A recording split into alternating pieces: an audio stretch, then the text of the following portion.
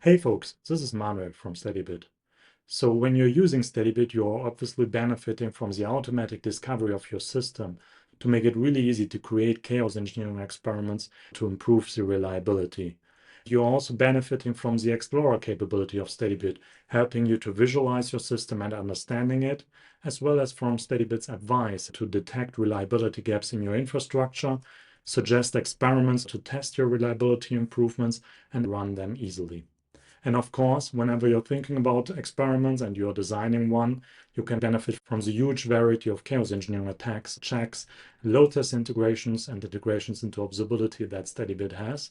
And also when running it, you can easily see everything at a glance in the live run view. But the secret for all of this is actually that it's coming from Steadybit's open source extensions, which allow you to integrate whatever technology you're thinking of. And the most important part, given that they're open source, you can even create your own extension by using one of the extension kits that we offer to you as well.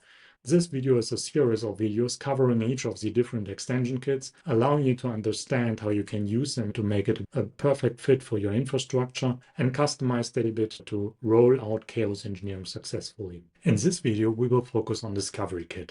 DiscoveryKit is a perfect match to discover whatever infrastructure component, service, application, or technology you're using, even homebrewed runs, and just add it to Steadybit, benefit from the ease of use and the safety aspects of Steadybit, and still have a customized experience. So DiscoveryKit is used to write a custom extension.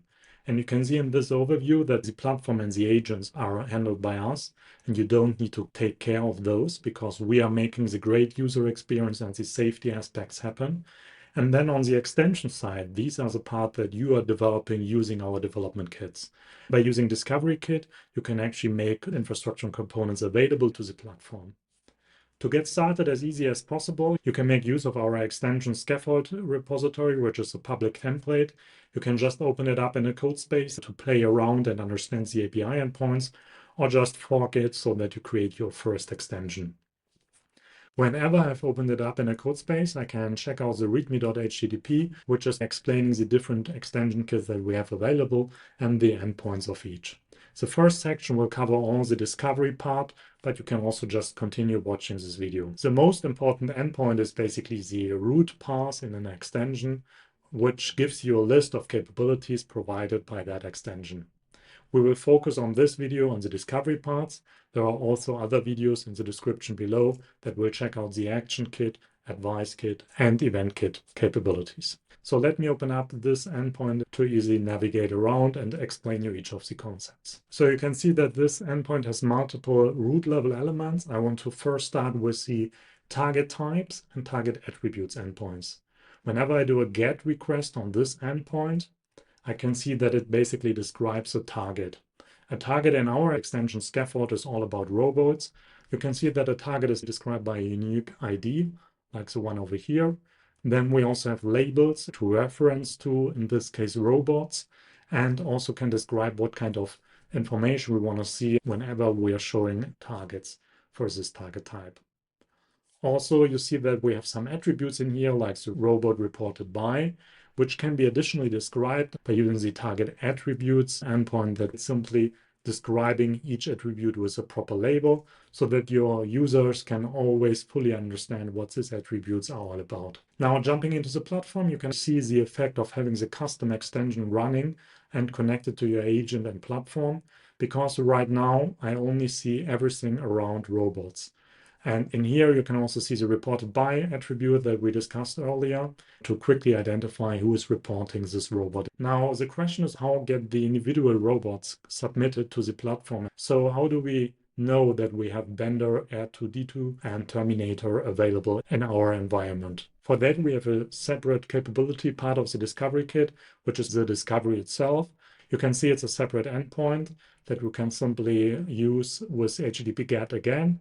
And once I'm actually calling it, it describes itself like how frequently should it be called and what kind of target type is discovered by this endpoint. Now, when I'm opening up the discover targets, which is called by the agent in a call interval of 1 minute, I can see that we are actually describing the robots that we saw as a specific instance. So we have here the robot bender having some attributes like whether it needs maintenance, which extension is reporting this one, and also some tags. Also, you can see we have some other robots discovered by this extension, which is Terminator and R2D2. And this is how the specific targets were submitted to the platform in the end. And you can see when you're opening up an individual target, the same content that was discovered by the extension. And now when actually developing your own custom extension and changing the values in here or connecting it to an external API, you can enable any infrastructure component to see those targets in your Steadybit platform and provide advice for those or run custom attacks in a chaos engineering experiment. Last but not least, it's also important to understand how an agent knows all the different extensions so that it knows which kind of endpoints needs to be pulled. For that, we have a separate document explaining the different capabilities to register an extension to an agent. We will cover this in a separate video, which is also linked in the description below. So whenever you want to start with DiscoveryKit, make sure to check out the extension scaffold, play around with the HTTP endpoints, and identify directly the effect in the Steadybit platform. Don't hesitate to reach out to us. Thanks for watching and take care.